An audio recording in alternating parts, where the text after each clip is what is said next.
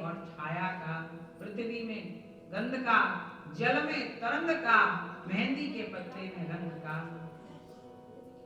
श्री कृष्णाय वयं नमः। भगवान श्री कृष्ण और राधा रानी एक प्राण और दो देह मिले हुए, जैसे शंकर जी की स्तुति करते हुए महाकवि कवि कालिदास जी महाराज रघुवंश महाकाव्य में कहते हैं, वागर्था विवसं पृक्तौ वागर्था प्रतिपत्तये जगतः पितरौ वन्दे पार्वतीं परमेश्वरम्। शब्द में अर्थ की भांति संपृक्त मिले हुए भगवान श्री शंकर पार्वती मैया की हम वंदना करते हैं, क्योंकि इसमें मुझे शब्द का अर्थ प्राप्त होगा।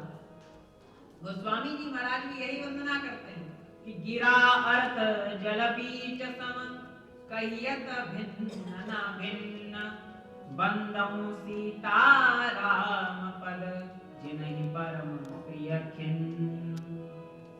भगवान श्री सीताराम जी महाराज जल में तरंग की भांति मिले हुए, जैसे जल से तरंग को अलग नहीं किया जा सकता, वैसे ही श्री सीताराम जी महाराज को अलग नहीं किया जा सकता, दोनों मिले हुए। श्री सीताराम जी महाराज की जय। जो मेहंदी के पात में लाली नहीं लखाए, तुलसी त्यो हरि भजन की महिमा कही न जाए। ऐसे भागवत महापुराण की अपार महिमा है। श्री भागवत में श्री शब्द आया है, श्री कृष्ण राधा रानी के साथ में वंदना की गई है। श्री में वेद वंदना करते हैं, श्रीश्चते लक्ष्मीश्च पत्न्या वहो रात्रे पार्श्वे नक्षत्राणि। भगवान की दो पत्नियां हैं आदि पुरुष नारायण की, एक श्री जी और एक दूसरी लक्ष्मी जी, जो नारायण भगवान के साथ में रहती हैं। लक्ष्मी जी और जो श्री जी हैं वे आह्लादनी शक्ति हैं, जो संसार को चलाती हैं, जो सारे संसार का जो कार्य है वह श्री जी की कृपा से चलता है, श्री किशोरी जी की कृपा से चलता है। श्रयति कृष्णम याता श्री, जो भगवान श्री कृष्णचंद्र जी का समाश्रय ग्रहण किए हुए हैं, उन्हें हम श्री राधा रानी कहते हैं। श्रयते कृष्णेन याता श्री कृष्ण भगवान के द्वारा जिनका आश्रय ग्रहण किया जाता है वह श्री किशोरी जी। वो श्री किशोरी जी निकुंज में विराजमान रहती हैं और श्री श्याम सुंदर उनका चरण दबाते हैं।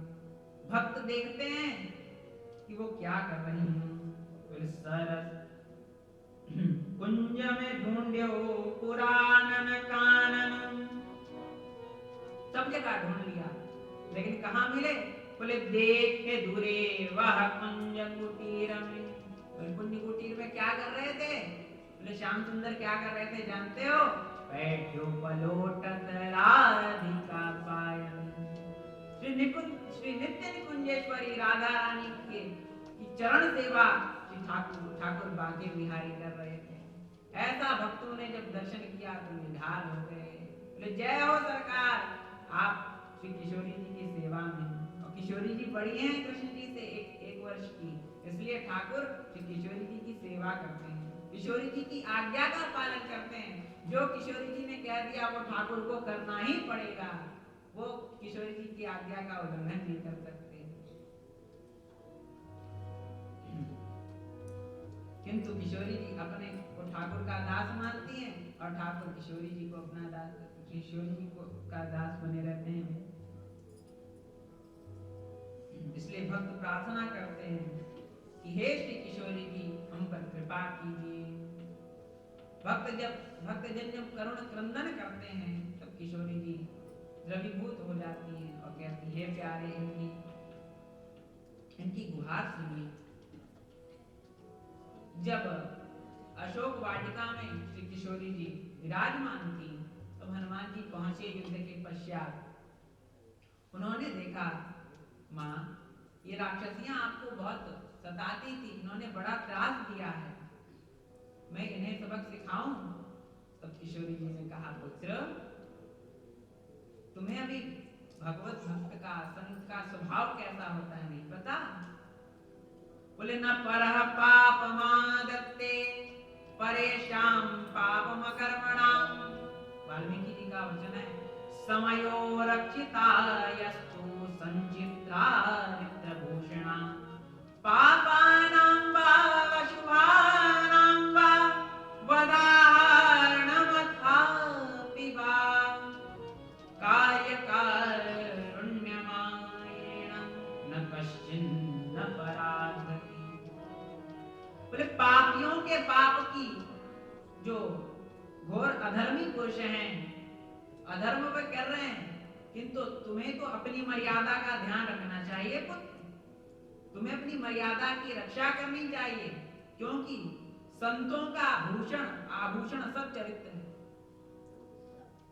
जितना भी पापी हो, अशुभ हो, वध के योग्य क्यों ना हो, किंतु वह भी मेरी दृष्टि में करुणा का पात्र है, क्यों किशोरी जी परम करुणामयी हैं, वे सब पर करुणा ही करती हैं।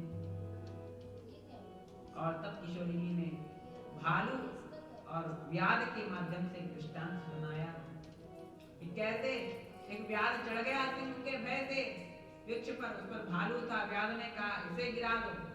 व्याध ने तो भालू को गिराना चाहा, भालू नहीं गिरा, किंतु जब उस सिंह ने कहा देखो इसने तुम्हारे साथ छल किया, इसे गिरा दो, तो भालू ने कहा शरणागत की रक्षा करना तो हमारा धर्म है, इसने भले अपने धर्म का पालन नहीं किया, किंतु मैं तो करूंगा।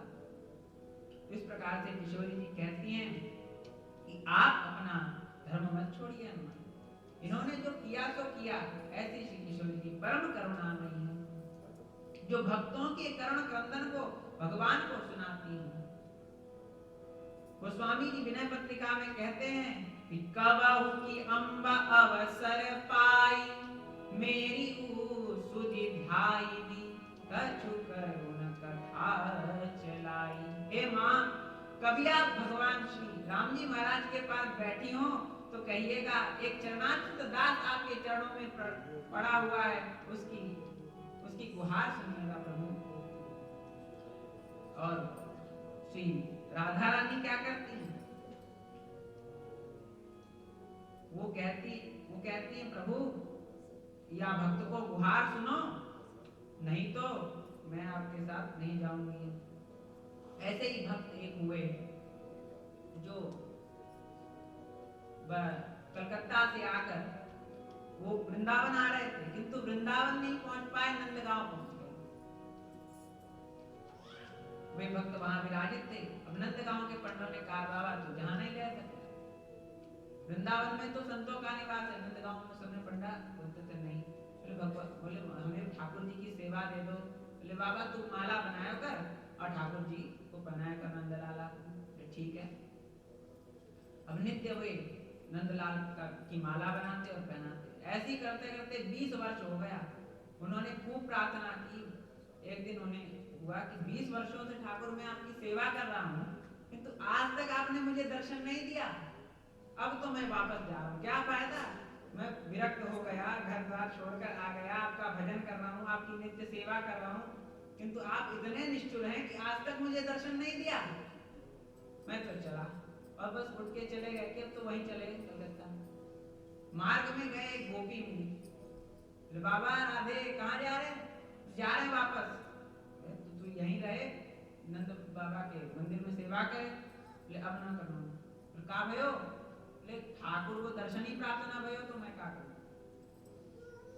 दर्शन, हाँ एक बात बता गोपी, जे ठाकुर को शिकायत कहाँ हो? अरे बाबा शिकायत की तो पक्की जगह है, कहाँ तू बरसान हो जा, राधा रानी से कहे बस, फिर तो ठाकुर जहां भी होगा दौड़ो आएगा। बस उन्होंने गोपी की बात सुनी और चले बरसाना की ओर। अब ठाकुर जी जान गए, बोले अब ये बाबा किशोरी जी से शिकायत कर देगो। और फिर किशोरी जी कहेंगे प्यारे, जहाँ भक्त ने 20 साल प्यारी सेवा करी और तेने एक बार भी दर्शन ना दियो। किशोरी जी तो फिर बोली मैं आपके साथ फिर रास मिलना चाहूंगी। वे चलते गए भक्त, मार्ग में उन्हें क्या दिखा?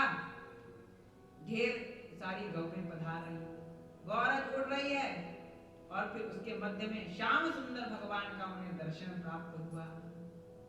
वे देखते रह गए, बोले ये तो गैया तो आने को टाइम ना है, कहाँ से आ रही है?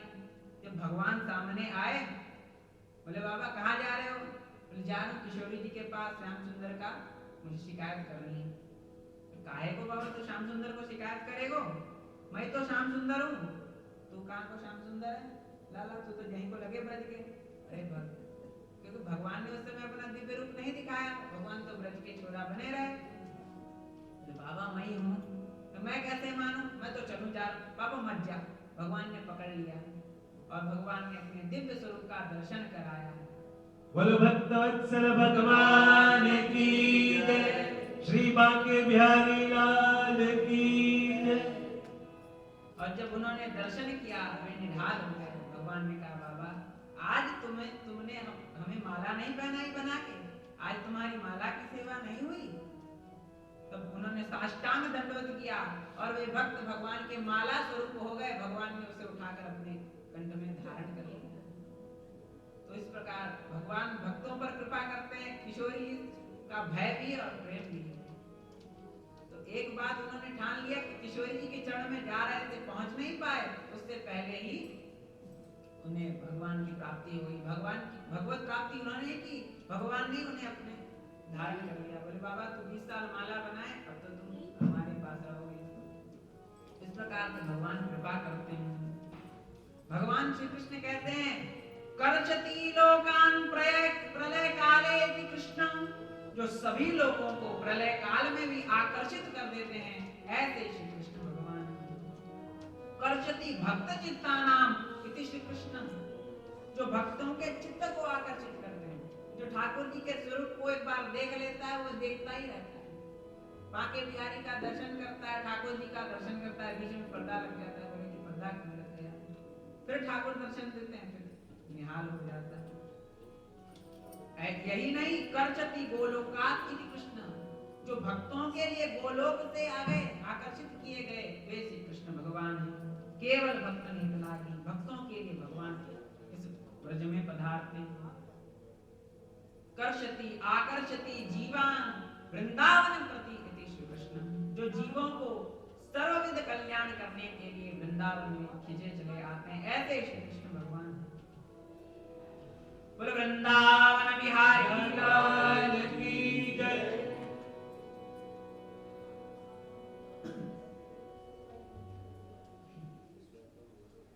श्री सुखदेव जी महाराज का प्रसंग प्रारंभ होता है। द्वितीय श्लोक में सूर्य जी कह रहे हैं यम तब्रजन्तमनुपेतमपेत कृत्यं द्वैपायनो विरह कातर आजुहाव पुत्रेति तन्मतया तरभुविनेव तं सर्वभूतहृदयं मुनिमानतोऽस्मि। जिन सुखदेव जी का भी नामकरण यज्ञोपवीत संस्कार भी नहीं हुआ था, वे श्री सुखदेव जी कहते चले, नाभा जी कहते हैं गर्भते निकति चले बनही में कियो बास, से पिता को नहीं उत्तर दियो। व्यास से पिता को नहीं उत्तर दिए। व्यास जी पीछे दौड़ रहे हैं लेकिन उत्तर नहीं दिया। दशम श्लोक सुनी मुनि मति हरि लई रीति, और जब शिष्यों ने भागवत सुनाया, भागवत का श्लोक सुनाया, तब उन्हीं पिताश्री वेदव्यास जी महाराज के पास आए। गर्भते निकासी चले बनाही में कियो वास, गर्भते निकासी चले बनाही में कियो वास, व्यास से पिता को नहीं व्यास से पिता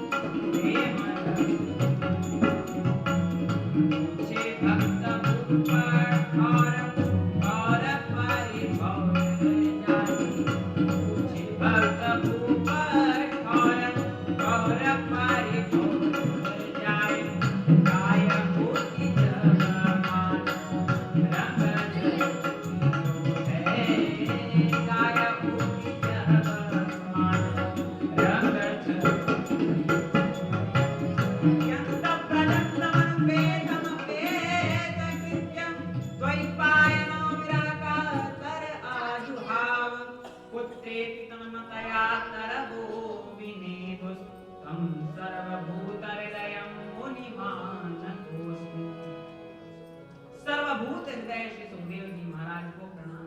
जो उत्पन्न हुए और चले गए, व्यास जी पीछे चले, हे पुत्र रुको, पुत्र रुको। वो चलते ही गए, बात नहीं सुनी, वृक्षों ने उत्तर दिया। तब व्यास जी ने, वृक्षों ने यह उत्तर दिया, अयम सर्वभूत हृदो, ये संपूर्ण प्राणियों के हृदय स्वरूप हैं। व्यास जी आप इन्हें अपना पुत्र मानते हैं, किंतु आप पीछे मत जाइए। व्यास जी क्या इतने ज्ञानी होकर अज्ञानी पुरुष की भांति पीछे जाएंगे? उन्होंने यह दिखाया कि इतने बड़े व्यास जी भी पुत्र मोह में कैसे फंस गए। यह देखो, वो तो केवल अभिनय कर रहे हैं। इस श्रीमद् भागवत का प्रचार प्रसार करने के लिए व्यास जी ने एक मोही का स्वरूप दिखाया, अभिनय किया। ऐसे सर्वभूत हृदय श्री सुखदेव भगवान को नमस्कार है। श्री सुखदेव भगवान की जय।